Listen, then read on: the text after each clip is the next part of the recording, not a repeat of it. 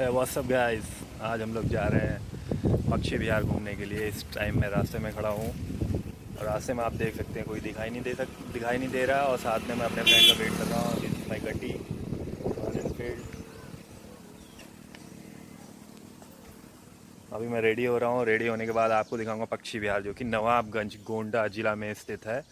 उसमें बहुत सारी पक्षियाँ आती हैं, बहुत दूर दूर की। अभी दिखाता हूँ भाई, आगे चल के पूरा एक्सप्लोर करता हूँ, एक एक चीज़ें दिखाता हूँ। ओके गाइस, मैं काफ़ी देर से वेट कर रहा हूँ अपने फ्रेंड का। अभी वो लोग आए हुए नहीं हैं, आपको ले जाना है, आपको दिखाने के लिए।